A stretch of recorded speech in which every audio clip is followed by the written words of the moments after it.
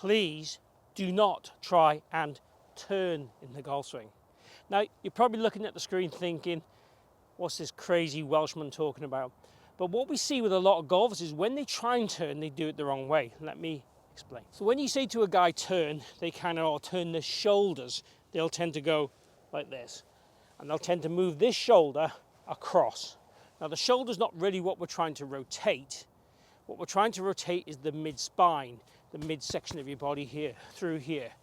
So what we want to do is get what I call a recruited turn, a correct rotation, and we want to make the swing feel quite solid and robotical in terms of that dimensions.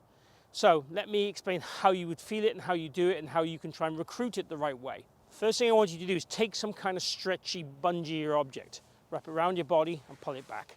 Now pulling it back, level with your kind of hip joints, is getting the correct recruitment you should have in your scapula and your shoulders and your back, and kind of pulling those shoulders down away from the ears. That's what we're looking for. Now in terms of rotation then, we're trying to feel that these hands, as we rotate, do not come forward like this. So this is what I call a cheated rotation. This is what I call a recruited rotation.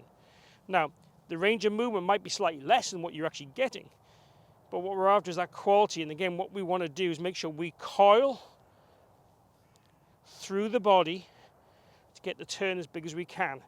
And this kind of position here is how we should feel at setup with the recruitment with our shoulders. Important to get the neck as well, to get towards the collar of your top or hoodie like I've got on today, and feel these arms pull back. Now when you're pulling the arms back there, you will feel your triceps engage, and it'll be very different from a physical point of view. But what we're looking for you to do is to feel how to rotate from the correct place, but also stand in a place that's going to allow that to happen more automatically.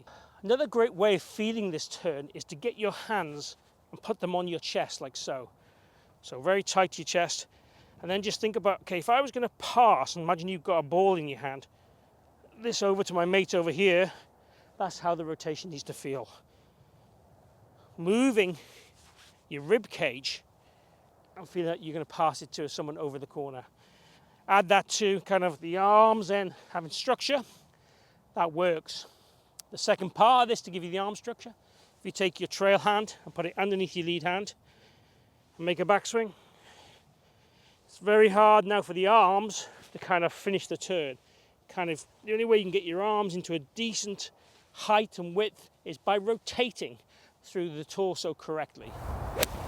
So these are all the warm-up drills I'd encourage you to do before you hit balls, and then hit some shots trying to feel the same way, but with the right, again, setup recruitment to allow you to work from there. So again, what we see with a lot of golfers is either lots of moving off the golf ball or the shoulder kind of moving across, but the mid-spine not turning. What I'm looking for you to do is recruit, so squeeze those shoulder blades together, bend and bow, get into your setup position.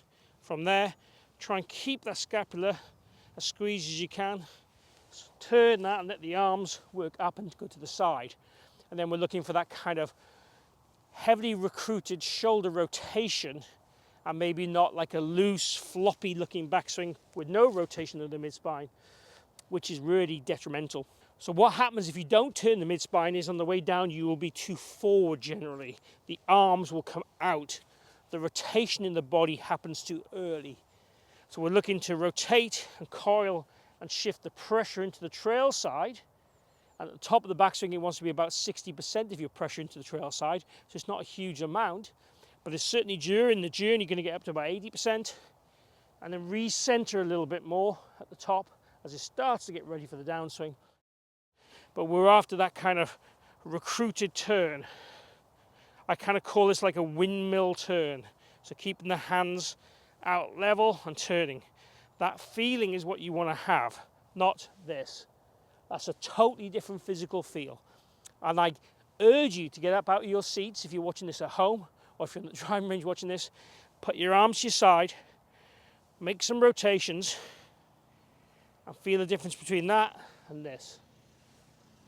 It is huge, and that's what we're looking for.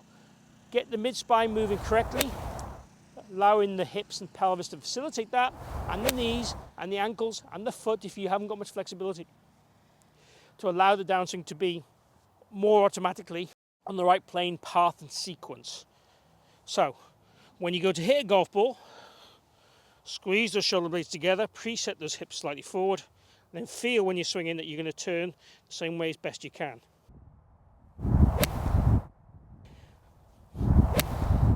And without doubt, it'll probably feel a bit stiffer. It'll feel a bit more, oh God, I'm a bit more stuck in position. But that's what we're after. We're after no kind of floppy movements around. We're after the body being recruited, moved correctly to give us the right time in the downswing and to allow the arms and body to work together, have their roles for sure, but work together to deliver that club consistently back on the ball in the right arc and the right low point to play great golf.